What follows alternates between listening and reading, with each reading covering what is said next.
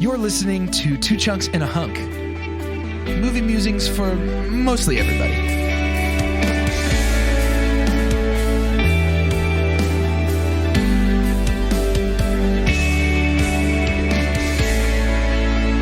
Hello and welcome to Two Chunks and a Hunk. My name is Jordan Wonders, and this week I am your chunk.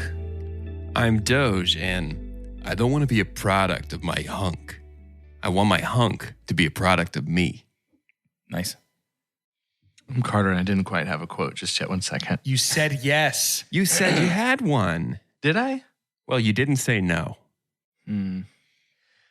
Oof, I'm worried about this. Going in for my first try. Do it. I'm Carter, and one of us had to die. With me, it tends to be the other chunk. Pretty good. No, not happy with that That's one. pretty good, Jack. No. As we all know from our Shining episode, I do have the best Jack Nicholson. It's because, Carter, it's because your eyebrows didn't go up. I keep turning into De Niro when I do that, though. Oh, yeah. I can't do that. I can't do what his the do. middle, only the middle go up? Yeah. Yeah. It's middle down. It's outside up, right? No, middle up, outside down. They're little peaks. Mine just ends up being Clint Eastwood. I can't. It's like hurting my eyebrows to try. Hey, congrats, listener. I know you were looking for, you're like, man, today I hope I can hear a podcast where all the hosts try to do funny eyebrow tricks. I'm sorry, this isn't great audio. There's something about my facial features already that look kind of De Niro-like. Kind of De Niro. Yeah, kind of 100%. De Niro-y. I'm just going to do that the that's whole not a time. bad De Niro face. That's a pretty good De Niro face. Yeah, that's it. The downturned mouth is it. This Yeah. is so fun to listen to. I'm sure it is. Doge, I don't remember if you said hunk, but I He guess did. you were He supposed to. Tell Would you us tell me why. why? Have mercy. So stupid. Have mercy. Watch the hair. I'm in a new band called Doge and the Rippers. Doge and the Rippers. Ooh. Do you live upstairs in the attic with your wife, I live Becky? upstairs in the attic with my wife, Becky, I don't know anything about what y'all are talking and my about. brother-in-law, Danny. Danny, what a guy. And What a Joey guy. down in the basement. Listen, have mercy. Wait, is this Full House? It's Full House. Every time I'm so lost, I just say, is this Full House? And I'm usually right. I don't know anything about what you're talking about. Anyways, Me and John Oh. Stamos. now I can get the reference I just got. Yeah. Okay. Me and John Stamos, two of the most accomplished uncles on the planet. I am an uncle. As Oh, of yeah. last night, responsibility is already getting to me. I'm stressing out a lot. What kind of cool stuff am I going to teach my niece? Yeah. You got to stop You burning know? the candle at both ends there, Doge. It's tricky. It Being is an tricky, uncle isn't it? is hard work. I'm trying to think of all the funny jokes, all the good pranks. Hey, can I pitch something to you? Yeah. Junkle. Junkle? Like trash? Like junk? No, like Uncle Justin. If you listen to me, if you think I'm going to be Uncle Justin and not Uncle Doge, I don't think you know me No, at all. I know. I'm just saying. Uncle Doge is better, but Junkle. So let me get this. Your plan right now is to be like, listen, there's one that's better, but how about a worse one? Yes. How about a worse one? Yes. Well, I'm going to pass on the worst one. I really appreciate the Hey, contribution. Uncle though. Doge, do a trick. Uncle Doge, do a trick. But Say it's hi, fitting, Say hi to your mother for me. right? Say hi to your mother in a for me. movie that's all Doge. about family. Fast and Furious? We're doing Fast and Furious again? We're doing Fast and Furious. pass a starring Corona. Jack Nicholson. Oh, gosh. Well, I can't do it. I just can't do it. Have we come up with a title for this series? I think it should be mental health. Matt and Jack show us how to not to do mental health. Therapy. Mental health do's and don'ts with Matt and Jack. Matt and Jack's guide to not to mental health. It's the first episode of our new series. It's the one where they talk about mental health. Can we just do the Friends thing? Can we just yoink the Friends thing? Yeah. If we're yoinking, it's got to be Full House. Okay. Because I'm the John Stamos of the podcast, probably. Two Chunks and a Hunk presents Cut It Out. Matt and Jack's Guide to Mental Health. Look, it's the first one. It's the first movie, and the movie is called The Departed. And disclaimer before we jump into the synopsis. Something that we realized as we were building this series, we got 3 movies here in this series, and 2 of them are great examples of not so great therapy. I would say the third one is also probably an example of not so great therapy. I would say the third one is an example of therapy that works well for the person involved, and the therapist probably needs more boundaries. Sure. HIPAA is furious. So, these are not 3 glowing reviews of therapy, but we have glowing reviews of therapy. We love it. Yes. I'm a huge fan and beneficiary of And it's therapy. nothing like these movies. No, Exactly. No, my therapist is very cool. But it's a lot more good. My therapist is decidedly less Vera Farmiga, like, oh, well, you're not a client anymore. Yeah. So sure we can go to coffee. Yeah, I love coffee. Why don't we go get coffee? So I don't want somebody to listen and be like, man, these guys have a really negative view of therapy if they think these are good movies for therapy. No. They just have therapists in them. We wanted to talk about them, and it gives us an excuse to wax poetic and beautifully about how much we love therapy. So And to talk about The Departed. When else would we talk about The Departed? That's what I'm saying. Like, we got to talk about The Departed. And in order to talk about it, I do need a synopsis ASAP. Sure.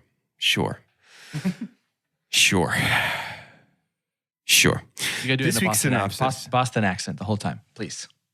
Oh, and then I gotta find a short one. No, that's what the people want. No, do it. You coward. Do it. Just try it out. Ooh, Just try it out. Just try it out. Just try it. Welcome to Boston. This week's synopsis was written by International Hacker Group Anonymous. Nice. In this crime action tour de force, the South Boston State Police Force is waging war on the Irish-American organized crime. Young undercover cop Billy Costigan is assigned to infiltrate the mob syndicate run by gangland chief Frank Costello. While Billy quickly gains Costello's confidence, Colin Sullivan, a hardened young criminal who has infiltrated the state police as an informer for the syndicate, is rising to a position of power in the Special Investigation Unit. Each man becomes deeply consumed by their double lives, gathering information about the plans and counterplans of the operations they have penetrated. But when it becomes clear to both the mob and the police that there is a mole in their midst, Billy and Colin are suddenly in danger of being caught and exposed to the enemy. And each must race to uncover the identity of the other man in time to save themselves. But is either willing to turn on their friends and comrades they've made during their long stints undercover. dude, that was perfect. That was really good. I did That was it. really good. Guys, I'm That was shipping so off to good. Boston now. Dropkick Murphy style.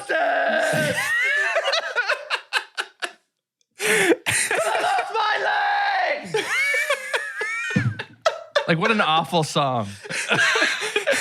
Like it sounds like they clearly ignored the guy who actually lost his leg in the studio. That's how hard he's screaming.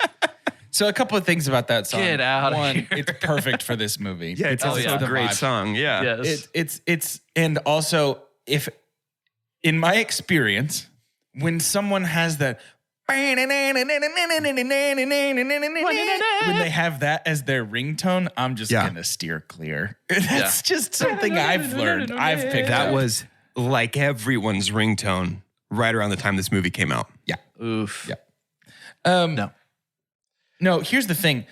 For our younger audience, a ringtone is like when somebody wanted to text you with their mouth. Do you guys and remember hear it. ringback tones? I do remember ringback tones. Please enjoy this music while your party is reached. I had a friend that every time you called him, he went, please enjoy this music while your party is reached. Now walk it out. Now walk it out. No, it was great. It was great. No, there was, and then there's a girl that I had a crush on, and every time you called her, it was like, please enjoy the music while the party's reached. And it was like, I feel like a hero. In you. Dude, yeah. Anyway, that's not about The Departed. This is What a time. the elevator pitch for The Departed is one of the most I think you can make The Departed sound like the most interesting movie in the world in a 20-second pitch that is simply two young police officers, one corrupt, one undercover, are unknowingly searching for each other with no clue who the other one is. Like, boom. Yep. That is, if that doesn't make you immediately go, wait, what? Yeah. This is such a cool. Now, this movie was stolen from a movie called Infernal Affairs that I think was Internal Affairs. I thought it was Infernal Affairs. I'm 99% sure. I'm looking at it right now. It's Infernal Affairs. Did I just read it as Infernal Affairs? Yeah, because I think it's a pun on Internal Affairs. Sure. The English translation is, huh? Yes, correct. But yeah, this was a movie. Hold on, I don't actually know where it was made. Hong Kong. Yeah. So there we go. Yeah, so this was actually pretty much straight taken from that. Well, it's a remake of it. Won Best Adapted Screenplay. Yeah. It's not like they were like, we're going to make this movie and they'll never know. No, I know. Yeah. I know. I just, I want to be clear that there was source material for this before it was made. Sure. But this is such a... Felix Chong is credited as a writer who wrote That's awesome. Infernal Affairs. Yeah. This is just such a compelling thriller to me. Like, Oh, yeah. Yeah. I love a thriller. I think that my favorite genre overall is thriller specifically. Yeah. Like the music video or their whole record? No, I just watch the music video all the time. Yeah, it's good, man.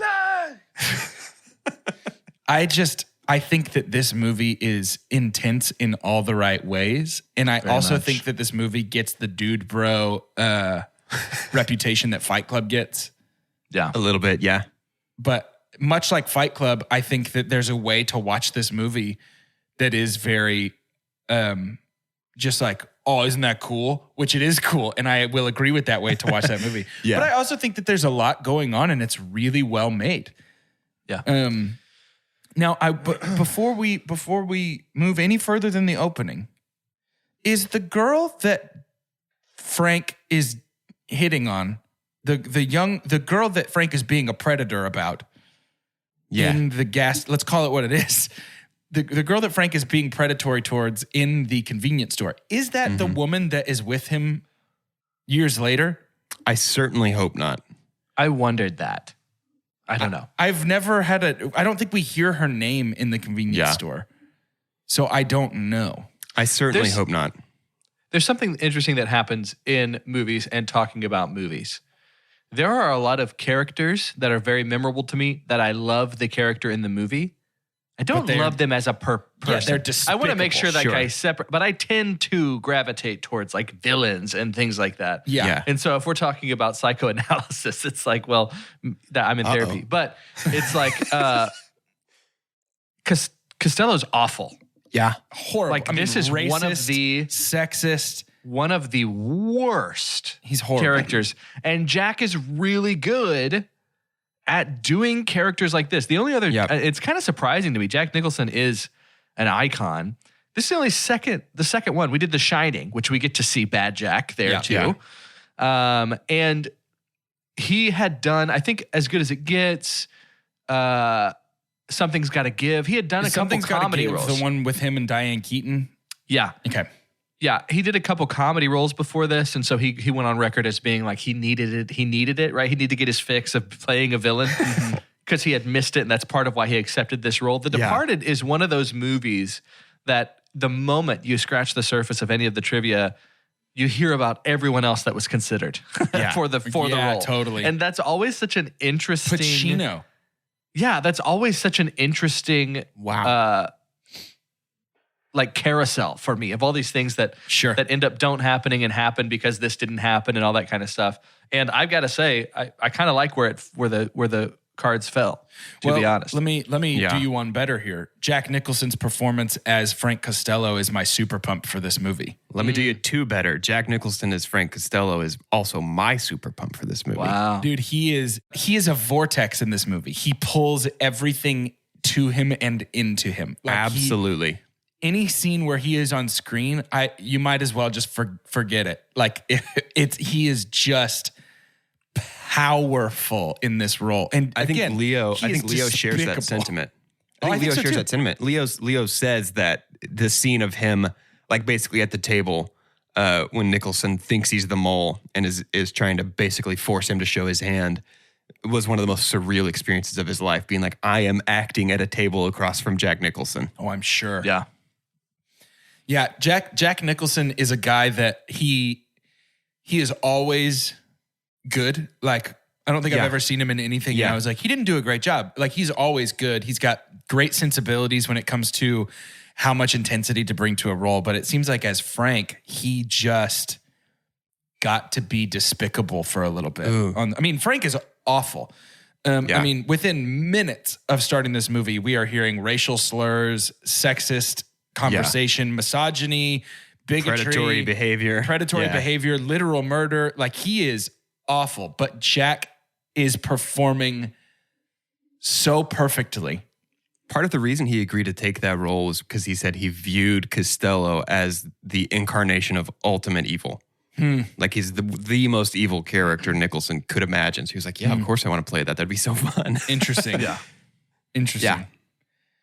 And I get that. Yeah. And plus, mob stuff is always so interesting to me. So, of course, Scorsese knows all about that. And then you throw Jack in and boom, bada bing, you know? Bada bing, bada boom. It's interesting because Jack made it feel like he's always done gangster movies. Right.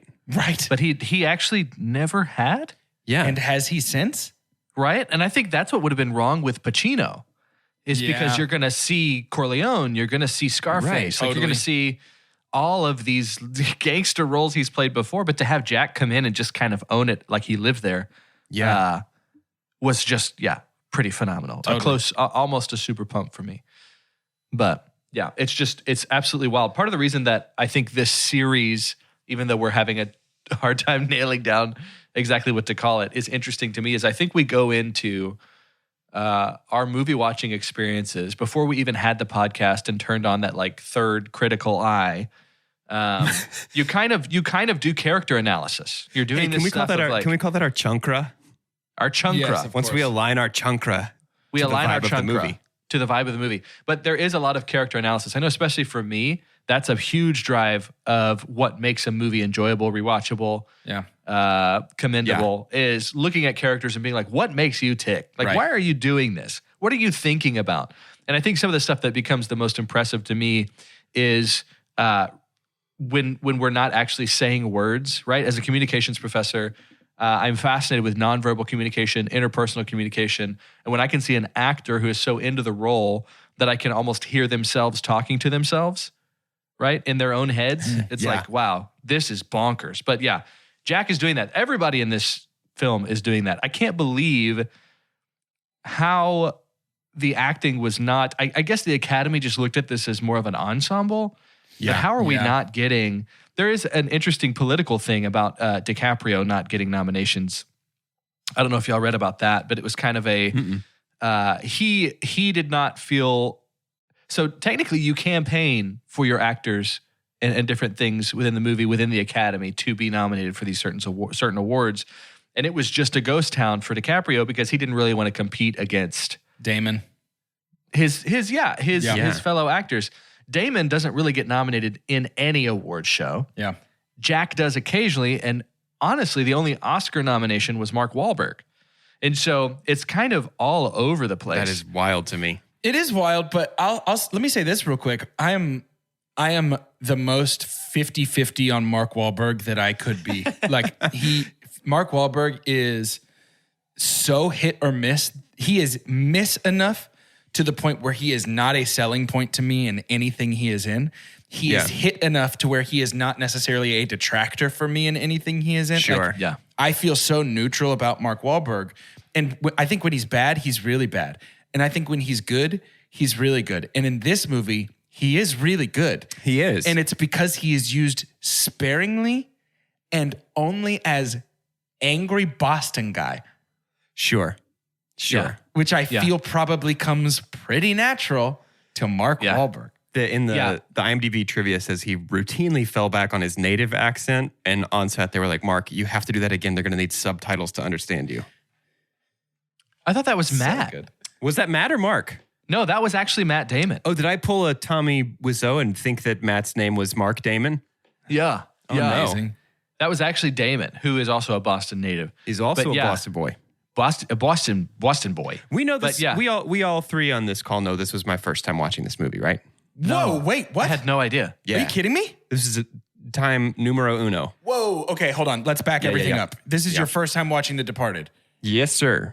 Yeah. What? Did you know anything about it? Knew it was a mob movie. That's it? Yeah, I didn't know that elevator pitch. And so once I began to understand the elevator pitch, I was like, this is actually the most interesting thing that could be happening in this type of story. Yeah. Whoa. That's awesome, dude. Yeah. I managed to go in like mostly blind, which I don't know. No idea. This is one of those things where it's like, I think everybody has those movies where it's like, yeah, for whatever reason, I just haven't seen that. 100%. You know what I mean? Just these weird random gaps. Back to the Future.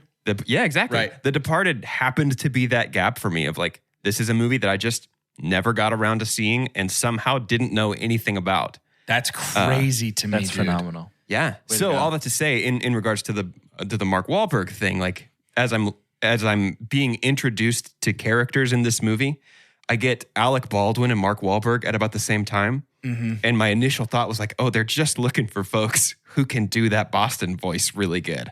They're just looking for Boston boys. Yeah. But I was very surprised at how well both of them 100%. worked in this movie for me. 100%. Alec Baldwin is great in this. How crackling was the 90 seconds we had the two of them together. Oh, yeah, Yes. dude. Where they're jawing at each other. Oh my God. I could have watched 30 minutes of that. Absolutely. Of them just going back and forth. And part of me is like, are they just improvising this? I feel like they're Are just they actually like just it? mad at it's each other? just trash dog. Funny, taking a step outside of The Departed. I'm watching Letterkenny right now. Yes, And there's a good. character named Shorzy that his only role is to bash on two of the other seminal characters on the show. And that's just kind of what it feels like with Wahlberg the entire time. He's going to get under your skin far deeper than you can under his. And yeah, it's fun. And we've talked about all these A-list actors or big time actors, maybe not all necessarily A-list. We haven't even brought up like Sheen and Martin Sheen like, was almost my super Yeah. pump for this movie. I as mean, well. there's so much going on, and Scorsese gets to do this thing. So it's so fun to see the trajectory of like a director's career, because there certainly comes a point, right? Almost like to where Denis making Dune, which we talked about yesterday on Mini Monday, is kind of pulling everybody. Right. Like you feel like somebody is saying, okay, I'll get paid a little bit less than I would for something like this because I want to work with Denis, right? Or work with any other variable that Denis got in the first place. But Scorsese is starting to do this by the time of Departed. He was starting to do this a decade before. Sure. But Martin Sheen was one of those that wanted to do a movie with Scorsese. And so that's what we got. Yeah. And it was a great role. I think it was he was so good. so good for him. He was fantastic. Is he Boston absolutely. native? I don't know. You know I what? thought We his have accent was pretty technology. good. We can find out. I'm not totally sure. Yeah, I thought Martin Sheen was really incredible. I thought he was very, very likable, very, very charming. And by the time he has his turn, to the point where he actually is feeling for Billy and is like, let me get you out of here, I believe it, And then Yeah, I do too. by the time he chooses to stay behind so Billy can get away, it's like, well, of course you are. Like, Hey, you'll never guess Martin Sheen's real name. Sorry, I don't want to interrupt you. I'm trying to find out where he's born. He's born in Dayton, Ohio. You'll never guess his real name. Is it like really Italian? It's Spanish. His name is Ramon Antonio Gerard Estevez. yeah, Emilio Estevez. Oh yeah, is his Emilio son. Estevez. Mhm. Yeah. That's funny. Ramon. Ramon. Right? Ramon Sheen. Ramon Sheen. I don't know Love him. whether No, it's he's- that or Martin Estevez that's Martin more Estevez. startling. Martin Estevez sounds like he sells insurance. Yeah. No, it's a good point. Maybe that's his real calling. No, his real calling is But no. clearly acting. He slaps Sure. in this movie. But born in Dayton, Ohio, but absolutely nails the Boston accent. Yeah, he does a great job. His mom's from Ireland, so maybe that helps. Yeah. Mm. Somebody else that I was really impressed with. Honestly, there's not a performance that I felt let down by in this movie. I thought that Vera Farmiga was really, really good. I think her accent was the worst. Yeah. Yeah. I think I Very agree with subtle. that. Yeah. Yeah. But yeah, Vera Farmiga was good. I think I don't want to super pump and super dump right now at the top, but I'm also going to. Oh. Vera Farmiga's character is my super dump. Okay. Yeah. I feel as though she doesn't necessarily demonstrate a ton of agency until the very end, whenever she, we're to assume, I guess, that she's behind the orchestrated killing of Matt Damon at the hands of Mark Wahlberg, with whatever. Am I reading that right?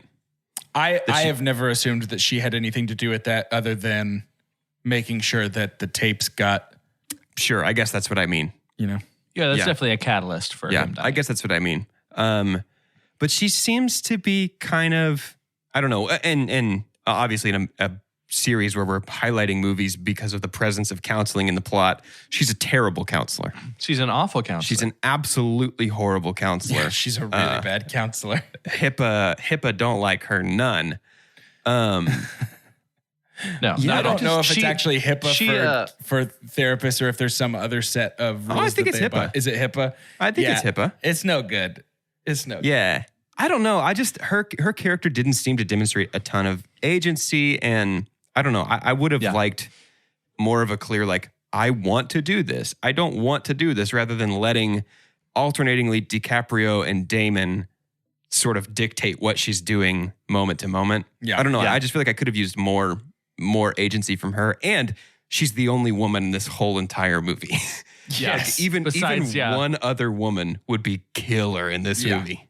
Yeah. Yeah. And we do have one, but it's another seedy. It's Costello's just girl who follows him around and goes to choir practice. So she's the only named woman in this movie. Yes, the only named woman. Yeah, for sure. Yeah, and that's not, I don't think that's too far off for Scorsese, unfortunately. Yeah. His casts tend to be large and famous and white men. But what is it? What is it called? Is it the Bechdel test? The Bechdel test, yeah. Which is admittedly kind of I think it's kind of a crummy metric for assessing the gender equity of a movie. But basically, like, your movie passes the Bechdel test if there are two named women and they have a conversation with each other about something other than a man. And this movie flunks the Bechdel test. Yeah, this movie doesn't even sniff the Bechdel test. It tries to write on the paper and misses the paper. Yeah, I agree. I think it's a flawed metric. I don't think that's a super great way to measure gender equity in the movie. Yeah. But even if we use it as a baseline, it doesn't even get close. Yeah. Famaga's role, that counselor role, is also my super dump. Yeah. She was working with an LAPD psychiatrist who read the script and said, yeah, this girl's doing everything wrong. Now, also, to be fair, she is more of a psychiatrist than a true therapist. Like, those are two different roles. Do you want to give us the difference between those two? Well, it seems like she has the freedom. Do you want to go ahead and prove that to us? Well, from what I understand, therapy is more. Talk therapy tends to be more you and a neutral party working something out with outside perspective, outside guidance, and mostly just helping you come to your own conclusions about things that you should be looking out for, avoiding as roadblocks. Whereas I think a psychiatrist tends to be a little more clinical, able to diagnose and gathering research a lot of the times. Yeah. And so psychiatrist is different. Go ahead. It's just different. Psychiatrist is the room that Jack's character is full of at one point in Cuckoo's Nest, right? It's just a bunch of guys that are trying to diagnose whether or not he's crazy. Sure. Right. That feels more like a psychiatrist. But yeah. No, and it's a super dump for me. So she is also my super dump strictly. Oh no. I know. Oh no, we've already done all of it. We don't have any more episode left. I was going to hang on to it. I haven't done mine. Oh, he hasn't done a super pump yet. Do it at like the 45-minute mark so we can hit our target length. It'll happen. Yeah, I was gonna hold on to this specific super dump, but since we're all out here talking about it, my super dump for her is strictly one thing, which is that her character. I love the idea that Matt Damon and that Colin and Billy are just circling each other without knowing it for this entire movie. So juicy. I love the added bonus that they are both not only interested in, but seeing the same woman. Yeah. Have no idea about each other. And even if they found out about each other, they wouldn't know that they're also both these other things. Like, it's so thick and interesting. I hate that the way we get her into this is by being a bad psychiatrist. Yeah. Yeah. Like, I don't think I don't know that the movie loses much if they are both her patient rather than if she's also sleeping with both of them. what if she's a parole officer? Sure. What if he has to go because he fires his gun on duty? Like if Colin has to go because he fires his gun in the line of duty and Billy has to go. Like if she's going to be that way with one patient, why not make it closer to the same both ways? I don't know. I think I just have an issue with several things about her that culminate. Yeah. Like I do wish she had more agency, and I wish that she had, I don't know. I have a tough time with this character. And I think it's or if because she was like, yeah. I just think Scorsese has in this movie specifically a really difficult time writing a compelling woman into his script. Sure. And that is troublesome. And that is essentially my super dump. Yeah. Thinking of a funny, but it's too weird. Okay, well then I'm going to stop you right now. Don't. You shouldn't. What By if she going to was shout both, announcements. What if she was both their sister? Let's go to shout announcements. Welcome to Shout Announcements, the part of the show where we give shout outs and make announcements. Shout out to Carter, who's going to give a different shout out right now. Shout out to Houdini on the Map, the username of our most recent patron, up there on that top tier level. I know two things about Houdini on the Map. He knows Charizard, Knows Charizard. and he knows 3 Charizard. And that's enough for me to love him unconditionally. Old friend of mine that his username, his gamer tag was Houdini in Halo 2. Halo Wow. 2. Wow. And over the that belongs in a museum. headset, he would always say Houdini on the Map. But he's there now. He's here now. He's back. I love it. I keep hearing text message sounds. Is that coming from my computer? It's not coming from my computer. Oh, it's just in my head. I don't know anybody. It's just in my head. Listen, if you want to hear your name here, then we've got a great way for you to do that. You can support us on Patreon. We've got 2 distinct tiers. We got a $3 tier and a $5 tier. You have various benefits and bonuses at each tier. To learn more, you can head to twochunksandahunk.com. But we would love to have you as part of our Patreon family. We're about to have a birthday, and we're going to be this many. And I'm Jordan's holding up 4. 4 fingers. 4 fingers. We're going to be this many years old, and it's a birthday. And all I want for my this many birthday is... Now explain to me how a 4-year-old would say this next part, because I know what you want for your birthday. Give it to me in the 4-year-old, in the toddler verse. How does toddler verse Jordan say this? That's very simple. I was a highly advanced 4-year-old, and I cared about metrics, numbers, and reaching the widest audience possible because I was passionate about the projects that I worked on. So if I was 4, I would simply say, for my this many birthday, I need 300 reviews before my birthday. It's that simple. What we need you to do, I'll translate for the non-4-year-olds that are listening. Now say it for 2 Chunks All Grown Up. How would 2 Chunks All Grown Up describe that? It was a little more punk rock than the original 4-year-old. Sure, So it would be like, I need 300 reviews by my birthday. You know, like that kind of thing. Yeah, So that's great. yeah, I feel good about that. Our birthday is in October, and the day of it is the 3rd? 10th. The 10th. I was a week off. October 10th, 10/10, baby. Please, we need 300 reviews through the through the Apple Podcast app. That's apparently the only one that matters. If you are like me and you don't really use the Apple Podcast app, go ahead and pick it up. Blow the dust off the top. Open it up and drop that review, and then go back to your much better podcast aggregator that I'm sure you have in your life. If you're not on Apple devices, you can still do it online through Apple's website. That is also a possibility. It really helps us out. Other than you telling people about us, it's the best way that we can grow our audience because those reviews matter. Absolutely. And we want to grow the audience because we want to.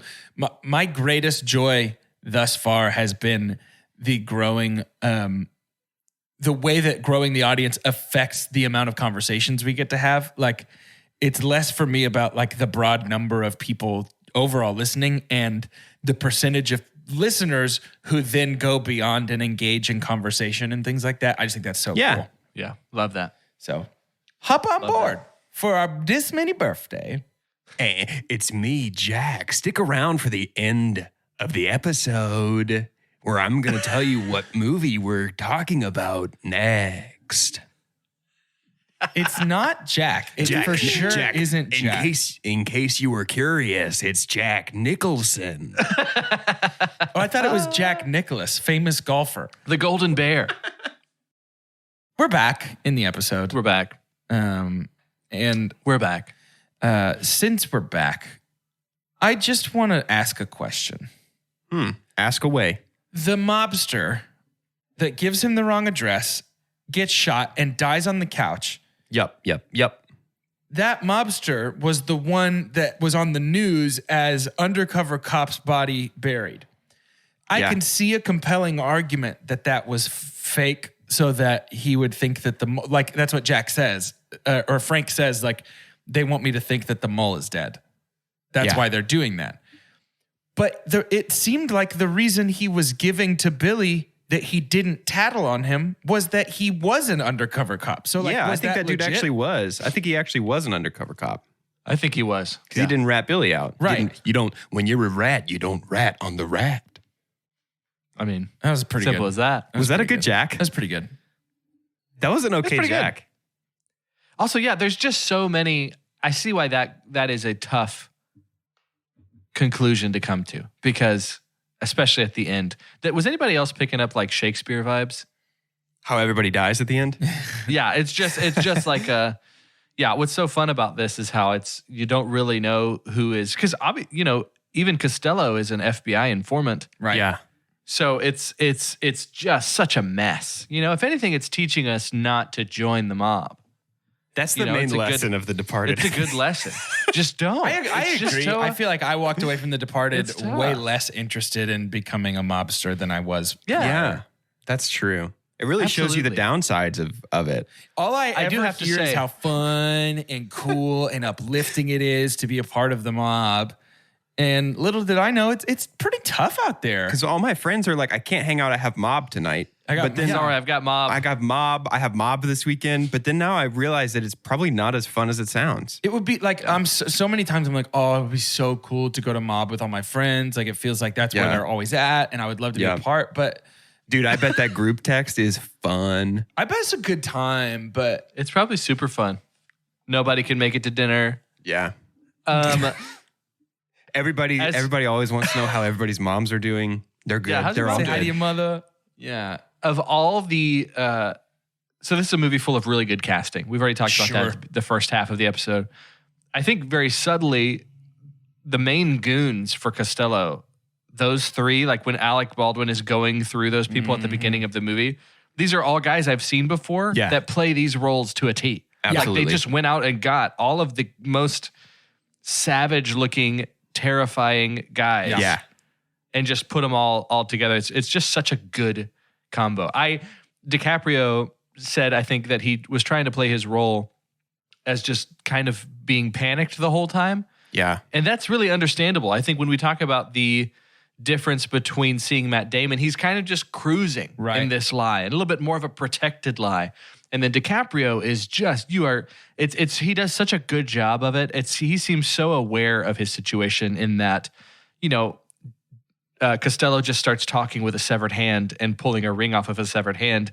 And all of a sudden he's like, hey, I'm not wearing a wire anymore. Like I'm immediately throwing this into the hab.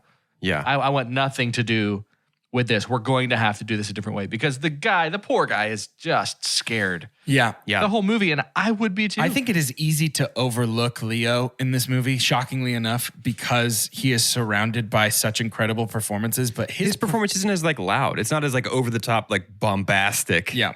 But he is so good he is scared. He's just scared and overwhelmed. And you know what? There's not many actors that do this to me. I can only think of a couple of them.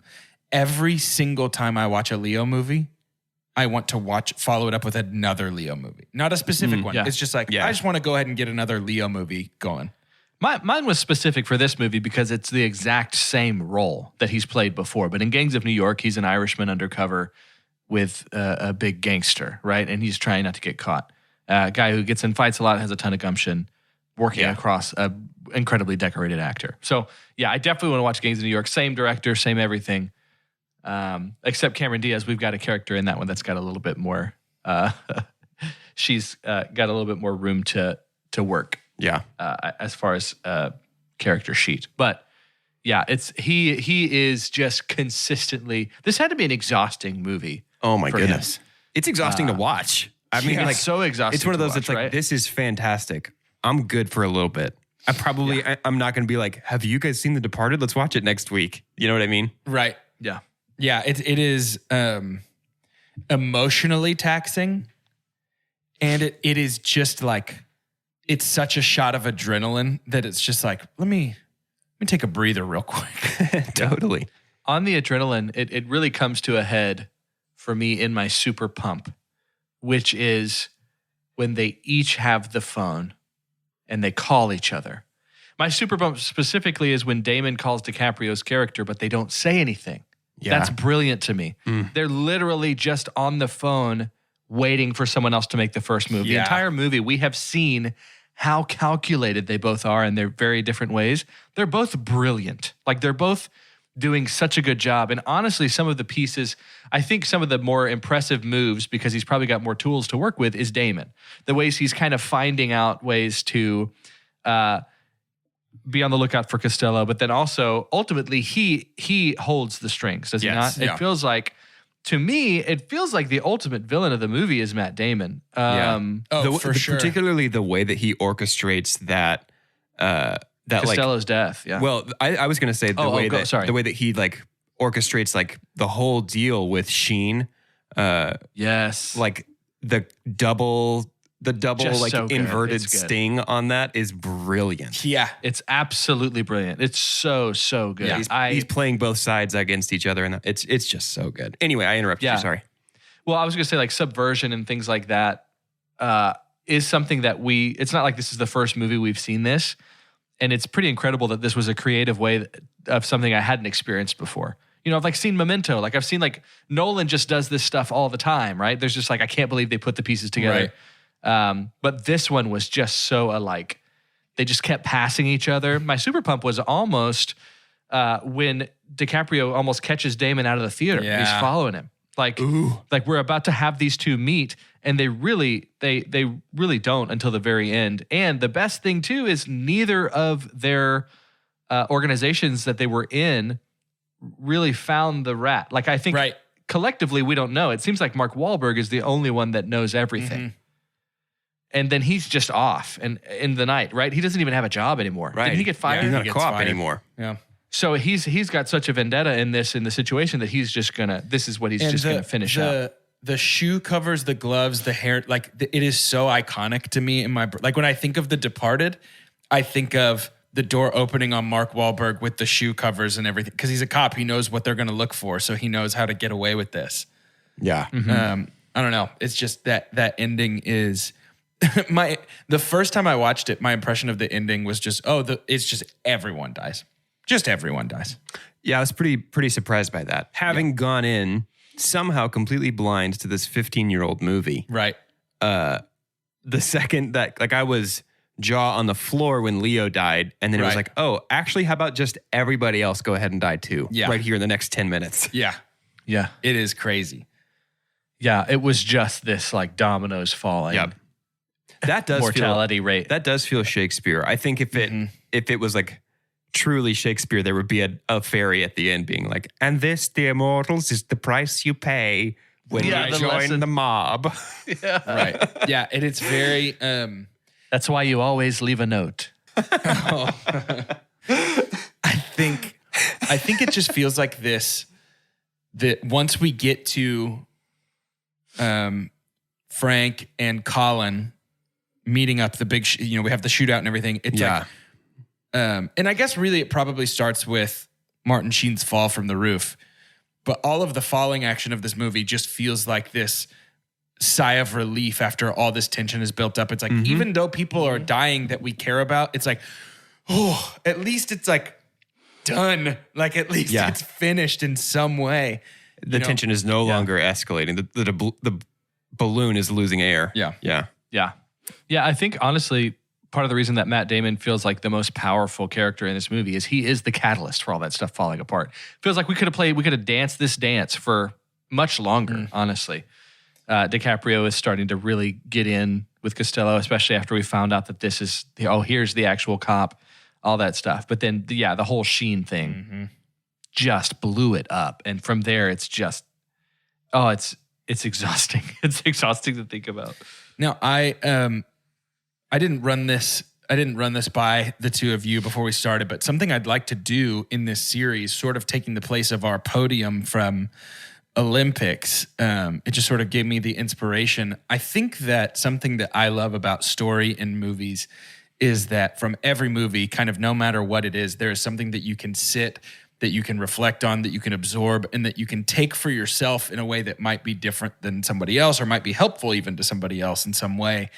And I don't know if that's something that you have locked and loaded or if you would need a second to think about, but I think I've talked about it on the pod before. There are movies, and also it happens with books and video games a lot too. It's just stories, I think, that when I get wrapped up in the world that they are taking place in, and I enjoy it for, usually it's when the world is a place that I'd like to visit. So not The Departed. But like when the world is a place that I'd like to sit in for a little bit or be there. When it ends, I get this really happy, sad feeling. I described it to my therapist as like a very pleasant melancholy. And if you picked me up and shook me, I would sound like a maraca. Like I'm hollow with just a couple thoughts in there. And that's all that's inside me at that moment. That's good. And I really, really enjoy that feeling, even though it's like sometimes unpleasant, but I would be sad if it never happened again. You know what I mean? Yeah. So that happens to me with things, and it's not just fictional worlds that I would want to be a part of. Like even something like when Ted Lasso is finally done, I promise you I will have that feeling because it's like I need to go back and visit the world that Ted Lasso exists in again. For The Departed, it was certainly not a desire to visit that I was left with at the end. But what I think I ended up reflecting on the most is the conversation of the super frank, no pun intended, conversation that Billy and Frank have where he says, "Do you think you could be me?" And Billy says probably what Frank was not expecting, which is, "Yeah, I do. I just don't want to." And I think for somebody who can sometimes have an inflated sense of self when I'm particularly feeling myself that day, I'll fly the plane home. Who cares? Kind of a vibe. I think it's good for me to remember that it's okay to not want to do all of those things. Right. And that's something that I've legitimately been thinking about since the movie ended, is that conversation. So that's sort of what I have walked away from this one with. Yeah. I think what I'm taking home, what I'm walking away with is I do find myself relating to, let me phrase this well. But so Matt Damon wanted his character. I like actors that are given room by their director to kind of add some things. Jack Nicholson tends to be the king of this. Yeah. There were some scenes that were just the weirdest stuff that happens in any Jack Nicholson movie is probably because it was his idea. Like him eating the fly. Yes. So weird. But weird. Matt Damon chose to be have his character be impotent in this. As a polarization of how Jack was just, how Costello was just always active, right? It's like there's these things that he longed about, essentially his mentor, that he wasn't able to do. But what Damon's character is doing in terms of, it does feel like to me, knowing that where he fell short, he was really trying to flex in other places in his life, almost to the extent that he was the best at it, to the extent that it ultimately killed him, right? There's a danger to leaning into your strengths in spite of your weaknesses. And I think that's something that related to me. I think that's something that was like, in my own journey through like therapy and stuff, I'm discovering that I'm spending so much time taking care of other people and trying to know you well and know you better than you know yourself because I'm deflecting from knowing me, right? It's like, I know there's a lot of depth there, but it's like this, I'm more protecting myself from, I don't know yet. And that might be something I don't necessarily share on the podcast, but I'm protecting myself from something. And it is this reversion because I think everybody knows what they're good at. Right. I think everybody really knows that. And that can kind of be a drug sometimes. It can be this thing that's just like, well, at least I can go do this, almost like a hobby. And for Matt Damon, it was just manifested in literally playing with mortality. He was just going out there and he had these things that he was upset about. I think he legitimately was falling in love with this counselor, but there were provisions he couldn't give her in what seems like something that's far more simple than the chess game he's playing in this entire movie. So that's something I walked away with. I've been really fascinated lately with meaning making, how people's behaviors create meaning out of the things that they're doing, and folks can sort of create their purpose in that way. And meaning making or thriving usually happens when sort of the way that you're living is, broadly speaking, aligned with the things that you value, and the choices that you make are in congruence with the things that you think are important. And so sort of watching this movie with that on my mind, it's fascinating how different people's priorities in this movie lead them to create meaning out of different things. Like for Matt Damon, his priority seems to be the preservation and continuation of the mob. And so that's why he's so angry when he finds out that Frank is an FBI informant. Right. Right. And just the way that people can delude themselves into making meaning out of things that aren't big enough to hold that, all because of the things that they value, and they act in congruence with those values and in order to thrive. It's fascinating to me. I've been thinking about that a lot with regards to these characters.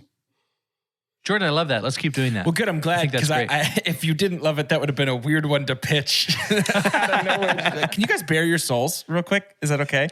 Everybody. But yeah, I think it's good, especially in when our series is centered around therapy, and yet we're not seeing great examples. I think it's good for us to bring our own positive experiences with therapy into the conversation. Sure. Because I'm not gonna not talk about The Departed. So yeah, we gotta do it. Well, it's time to rate The Departed using this scientific cinema scale. Give it to us from the harbor. You pulled this one from the harbor. It was in a crab trap. You pulled the scale. It was written on an old CVS receipt. Read it to us as a harbor worker. The scientific making a living scale. Down on the docks. But there's not a lot of the best thing we could say about a movie. There's not a lot of. The best thing we could say about a movie is that we choose to watch a movie in this decade, not because it is easy, but because it is hard. Hey, if you want to go with JFK to get yourself towards Boston, it's not. Yeah, there's not a whole lot of opportunity for. Look, my accents, they really present more as silly and fun than good. Give us silly Boston. Give us silly Boston. Give us if the Departed, my opinions. If The Departed was a comedy, how funny would this be? It would just be Mark Wahlberg and Will Ferrell. I guess so. Each other. It would just be the other guys. Uh-oh. Hey. So it's like, you'd be like, hey, you know, like, buy the poster, you know what I'm saying? You know, that's pretty much I think that's got Boston covered. I think we're probably good there. That's it. We could do the rest. Buy the poster. Yeah, I think it's like, I think my best Boston accent would be like, buy it, buy it. My favorite part of your impersonation runway is how dead quiet it is. Right? My favorite part would be the anticipation just makes me, I can't not just like bust. I'm a consummate professional and performer. What can I say? Look, you know the scale. The best thing we can ever say about a movie is own it, don't lend it. Buy that poster. You know. The next best thing is buy it. It's followed by rent it and then stream it. After that is forget it, and last but certainly least, the worst thing we could ever say about a movie. God has drowned the movie in the harbor. God has forsaken us. The God feels good. Forsaken's tough. God has forsaken us. God has forsaken us. Yeah, that's all right. Yeah, sure. I buy The Departed. Okay. I think it's checking a lot of boxes for me in terms of a good movie watching experience, a great movie watching experience. It does tension in an environment that those two often, if not always, go together in movies. Anxiety amidst the mob. But it does it in such an incredibly unique way. And the fact that the only experience I've had like this is incredible is awesome. And it makes it a unique watch. Yeah. And it is, while it is something that I have watched multiple times, there definitely is this unwritten distance of time that has to come between it, understandably. But yeah, The Departed is a buy. I'm going to buy it for much the same reason. It's fantastic. It's a capital M movie. I absolutely loved it. I don't know how I made it 15 years without being at least somewhat, even if not spoiled, at least knowing what the premise of the movie is. I'm sure one of you guys has told me at some point that I should watch The Departed. It's this movie about two undercover guys circling each other, not quite catching each other. Right. But I am going to buy it because I think it will be a while before I watch it again. Just because I burned so many calories from my elevated heart rate. I'm emaciated now. I need to bulk back up before I watch it. Yeah, that's fair. That makes sense. I was wondering why you were just cramming peanut butter down your throat this whole recording. That makes more sense now. You can hear it in my voice. Yeah, you got peanut butter throat. Peanut butter mouth. PB throat. Yeah, I'm also buying the movie. I think that it's an A1 thriller. I think that it's really fantastic. It is worth a watch if you haven't seen it, or if you haven't seen it in a little bit, it's worth a rewatch. It's a great movie. I think big time. I think that for me, it stays out of the upper echelon of perfect for me movies that end up getting posters bought simply because of, honestly, a little bit of runtime. We didn't talk about it. It's a very long movie, and it's a Scorsese movie. It's long. It's maybe a little too long for my taste for what this movie needed. I don't know what I would cut though. So there's, take that for what it's worth. But I mean, it's fantastic. What am I going to say negative about it? It's not a poster for me. It's a buy it. It's great. It's so good. Chunkies, if you want to watch it. So today is last day? The 31st is the last day. You got your numbers all mixed up. But it's probably because of the car. I'm trying to go into the future of what actually is today. Yeah, what day does this come out on? Is today the 17th? Yeah, today's the 17th. You've got exactly 2 weeks. Wow. You've got 2 weeks to watch that movie on Netflix. It's still free. And it's on HBO Max. And so if you're listening after. Yeah. Is it really? So that's kind of weird that it's on both. I feel like you don't see double coverage. It's on HBO. Can put it on whatever they want because I think the movie's owned by Warner Brothers, and then yeah, that's why it's coming off of Netflix because they're trying to pull everything that Warner Brothers off. Trying to pull it over to HBO Max, the worst app ever developed. Dude, I love HBO as a channel, but I have never buffered so many times in my life than when I watch stuff on HBO. I also can't find the icon. I don't know what I'm about to select because the colors are so weird. I work remote. I podcast remote. I've got great internet.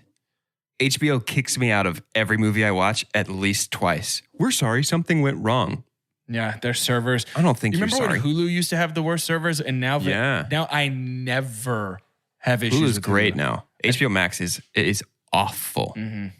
All my friends love Hulu, hate HBO Max. No, I like HBO Max. I like HBO Max. I like their content. I don't like their experience. And that's on fleek. That's on 100. That's on God. It's me, Jack Nicholson. Oh, yeah, I'm back to remind you that next week we're going to be watching my 1975 classic movie, One Flew Over the Cuckoo's Nest. Thanks, Jack. We're going to be watching One Flew Over the Cuckoo's Nest next week and talking all about it in a continuation of really bad looks at mental health. That was accidentally Jack at the end a little bit too. It was. Really bad looks. No, now you're trying. I can't do it if I'm trying. Well, I can tell when you're trying because you open your eyes a little extra. Just don't do that. That's a telltale sign. Here. Really bad looks at mental health. It's still better. Now here's my eyes open. really bad looks at mental health. What's his shining line that we kept trying to do? When it's going up the stairs. Right? I'm not going to hurt you thing? All work and no play. Is it that one? Yeah. No, it's Makes like Jack a dull boy. something about hitting her or something. Like I'm not going to hit you or I'm not going to hurt you while he's like walking up with the axe. Not gonna hurt. Yeah. I'm not going to hurt ya. That was pretty good. Oh my god. Thanks, guys. Thanks. Well, to hear me do an entire episode as Jack Nicholson. Oh, he's tune into committing Two to it. Chunks and He's a Hunk committing to next it. week. Oh God, I can't do that. I want I'm people to not listen. committing You to heard that. him commit. I'm not You heard him committing to commit. that. I'm holding him to it. No, I'm not doing that. I'm not To doing end that. today's episode, I'd like for each of us to say our deepest, darkest fear in the entire world, and we'll close it. No, I'm just kidding. I would like for each of us to say our name and what would be the goals and priorities of your mob if you were in charge. For Two Chunks and a Hunk, I'm Jordan Wonders, and my mob would be all about, our whole goal would be to collect enough money, passive income, so that we could do what we wanted with our free time, hobbies, cultivate skills, that kind of thing. So it's really like we would probably buy up some land and rent it out at like super affordable prices. Just so that we could have that passive income. I think the goal would be that we would be able to live in that building for free based on the income coming in and then just sort of make it work from there. So it's sort of like a commune. And then probably books for the school kids would be priority number 2. Yeah. That's nice. Despicable. I got to clean you guys off the streets. With books. With books. I'll clean you off the street right into the classroom. Right into the classroom where you belong. so you could be learning and bettering yourself. I'm Doge, and me and all my friends, we're part of every good mob has a name, and we're called the Rougher-Uppers. And what we do is while you're sleeping, we break into your house, we turn off the motion smoothing on your TV, and we rough up that motion. We don't want anybody's frames being interpolated. Is now the time that we call our friend Carter out for having the soap opera effect on his TV? Carter, motion smoothing was on your TV when we watched Robin Hood. Was it? Yeah. It was. I didn't know that. I'm sorry. Me and my friends might be paying you a little Why didn't you tell me that? Why didn't you tell me that We didn't there? want to hurt your feelings, man. It was a new house. We just wanted to give you a chance. Me and my friends will be popping. Make sure to Now leave a door unlocked I can just imagine for us. y'all like looking at each other the whole time, like Every time you turned you're about to around, vomit because of the yeah. motion. Every time you turned around, all of us were like, "Oh my god, can you believe? No, he's looking. Oh, it was so good, dude. Yeah, Great." we're having so much fun. It didn't ruin it. I mean, it's Robin Hood. Me and my friends are gonna be stopping by. Make sure to leave us milk and cookies because we're gonna rough it up a little bit. I'm Carter. I'm kind of hurting a little bit today, guys. I'm gonna be honest about how I feel. Because most counselors, when you sit down, the first thing they say is, "How do you feel?" That's not true. I don't think my counselor has ever asked me that in my life. It's usually, "Hey, what's up? What's going on this week?" Yeah. Right. So my mob is very much invested in COVID. Is even tough for the mob, obviously. Yeah. But we're not getting like, black market vaccines or anything like that. We're actually just trying to encourage people. We're trying to encourage people to like get the vaccination. Yeah. Because the bars that I own, the franchises that I own and stuff are hurting because people aren't coming in. Mm-hmm. So it's really a matter of just kind of campaigning in a little bit more of a forceful way than you might get from the FDA to go ahead and get vaccinated. You're gonna walk up to people and be like, "You got a medical reason to not get this vax? No? Well, come here."